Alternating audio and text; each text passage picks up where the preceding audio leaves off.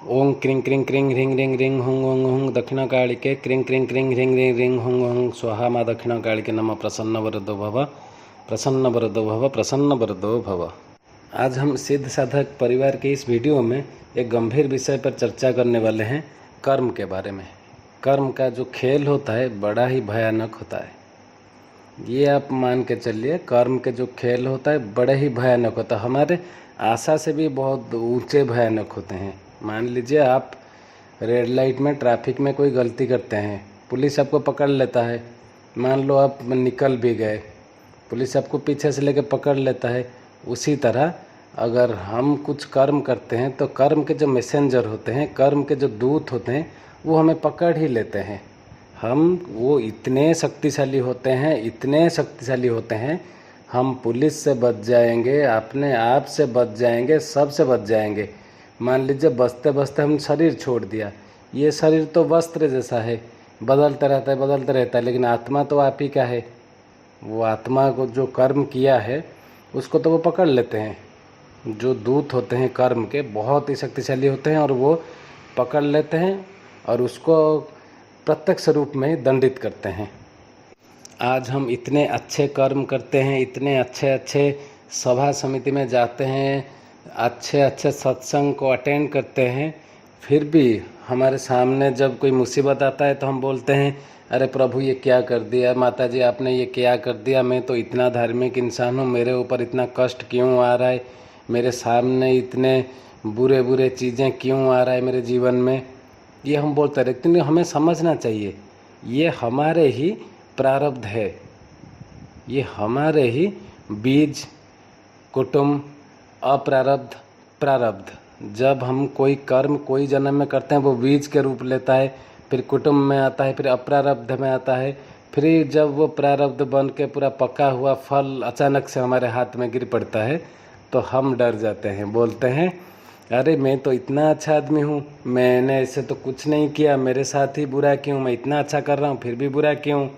अरे ये बीज हमने बोया था, पका हुआ फल हम ही को मिल रहा है, और बीज से लेके पका हुआ फल तक लाने का जिम्मा वही कर्म के दूतों का है। वो इतने शक्तिशाली होते हैं कि माफ़ी नहीं मिलता आपको, कर्म का फल आपको भुगतने पड़ते हैं। इसीलिए बोलते रहता हूँ हमेशा, कर्म से बचो, कर्म से बचें। आप शुद्ध कर्म करें, सत्कर्म करें, दान पुण्य करें। पुण्य कर्म तो आपको करने ही है, उस साथ में आपको इष्ट का आपको पूजन करना है, इष्ट का नाम स्मरण करना है, इष्ट का मंत्र जाप करना है। पिछले वीडियो में बताया है कि अपने इष्ट का कोई भी एक व्रत आपको जीवन भर आपको रखने हैं। नहीं तो कर्म के खेल तो बड़े भयानक होते हैं, उसमें आपको तो पका हुआ फल मिलेगा ही मिलेगा। इस संदर्भ में एक कहानी आता है, छोटा सा मैं को बता रहा हूँ। कभी दो मित्र हुआ करते थे, तो दोनों ने बैठ के एक दिन दोनों सोचे क्या करें, इधर और व्यापार नहीं हो रहा है, शहर के तरफ चलते हैं, शहर में जाके दोनों व्यापार करते हैं। एक के पास पैसा होता है, दूसरे के पास बुद्धि होता है। तो दोनों मिलके बोलते हैं तुम पैसा लगाओ और मैं अपना बुद्धि लगाता हूँ, जाके व्यापार करेंगे शहर में। फिर दोनों निकल पड़ते हैं शहर में जाके दोनों व्यापार करते हैं। जो इसके पास धन है वो धन लगाया, जिसके पास बुद्धि है वो बुद्धि लगाया। धीरे धीरे उनका व्यापार इतना बढ़ गया कि साल में 10 लाख रुपए उनका मुनाफा हुआ। दोनों बड़े खुश हो गए, अरे 10 लाख का मुनाफा हो गया, 10 लाख हम तो गांव में 10 साल भी व्यापार करने से नहीं कमा पा रहे थे, चलो इसको 5-5 लाख रुपए में बांट लेते हैं। दोनों बांट लेते हैं, फिर सोचते हैं कभी कितने दिनों से, साल भर हो गया गांव नहीं गए, गांव में किसी को देखा नहीं, पुराना जगह है तो चलो गांव घूमाते हैं। तो फिर दोनों गांव घूमने चले गए। रास्ते में जा रहे हैं ट्रेन में, जिस दोस्त ने धन लगाया था उसने सोचा अरे ये क्या किया मैंने अपना धन लगाया, 2 लाख रुपए मैंने लगाया और हिसाब हुए तो बस अपना बुद्धि लगा दिया बैठ के, कुछ नहीं हुआ। लेकिन जब हिसाब हुआ 5-5 लाख का बराबरी का हिस्सा हुआ, ये तो फ्री में 5 लाख ले गया। ऐसे भावना मन में आया, इधर कर्म बीज के रूप में उसके मन में बोया। वो कर्म का बीज इतना सोचा, वो कर्म का बीज बोया। फिर क्या होता है, वो बुलाता है, देखो कितना मौसम अच्छा है बोल के ट्रेन के दरवाजे के पास लेता है, और पीछे से अचानक से धक्का मार देता है अपने दोस्त को और दोस्त गिर जाता है, उसका देहांत हो जाता है। तो वो फिर मतलब झाड़ झूड़ होके आके ट्रेन चेन पुल करता है।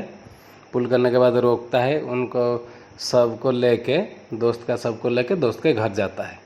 घर जाके बहुत बिलाप, सबको देख के उनके घर में बहुत बिलाप करते हैं, क्या हो गया, इतना बड़ा बेटा था मर गया। रोते रोते सबके आंखें लाल हो गई और ये भी देख के सिचुएशन के अनुसार ये भी रोने लगा, जैसे किसी को इसके पर संदेह ना हो।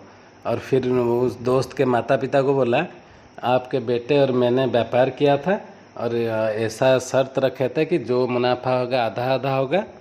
तो 2 लाख रुपए मुनाफा हुआ है, 1 लाख मैं रखता हूँ और 1 लाख अपने दोस्त को देता हूँ। तो जो दोस्त का देहांत हो गया है, उसका माता पिता बोले देखो कितना नेक इंसान है, उसका गुण गाने भी करने लगे।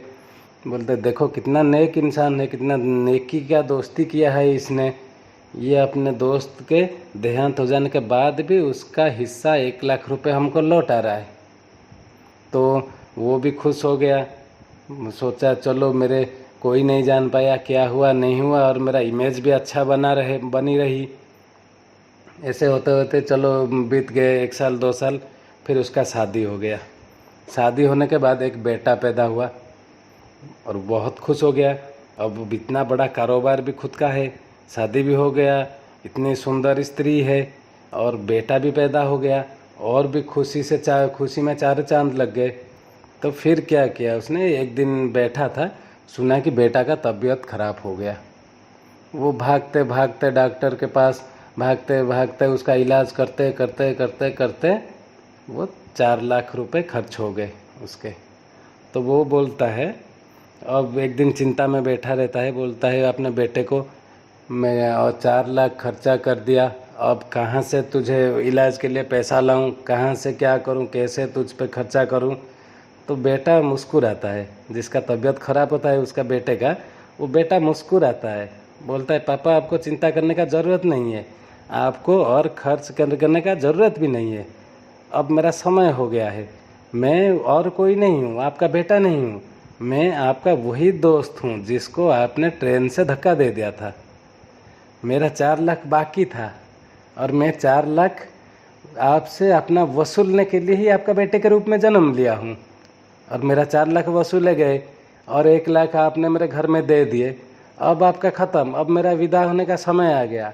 ऐसे बोलते बोलते आंखें बंद कर लिया और शरीर छोड़ दिया।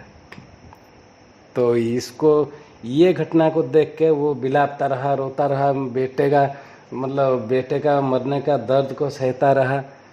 ऊपर देख के बोलता है भगवान तुमने मेरे कर्मों का दंड मुझे इतना बड़ा दिया, मैं इस उम्र में बेटे का मरने का कष्ट जो है उसको सह रहा हूँ सिर्फ अपने कर्म के वजह से। मैंने ये कर्म किया था और मुझे सूद समेत मेरे पैसे भी गए, बेटे भी गए, सुख भी गए, मेरे सारे खुशियाँ भी गए। तो ये होता है कर्म का खेल। कभी कभी हमें जल्द मिलता है, कभी कभी हमें थोड़ा देरी लगता है। कर्म में कभी हमें थोड़ा थोड़ा देरी लगता है, कोई कर्म में हमको इंस्टेंट, मतलब तुरंत हमें मिल जाता है कर्म का फल। तो कर्म से बचें।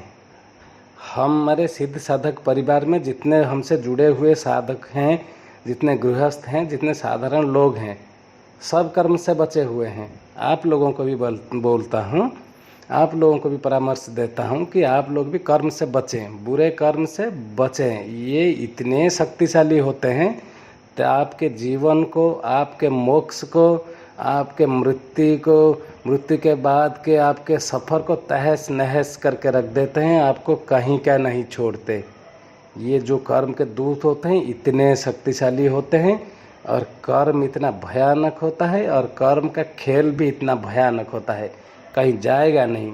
आज आप कर्म कर दिए, आपको आज नहीं मिला, कल नहीं मिला। किसी कर्म में थोड़ा देरी में मिलता है और किसी कर्म में इंस्टेंट मिलता है आपको, इसलिए आप कर्म से बचें।